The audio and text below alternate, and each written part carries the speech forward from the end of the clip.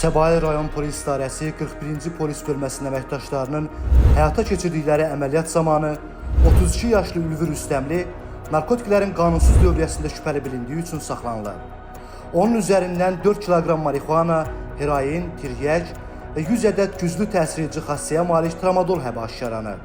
İdarənin 8-ci polis bölməsinin əməkdaşları tərəfindən keçirilən digər əməliyyatla 29 yaşlı Təbriz Ağayevdə saxlanılıb.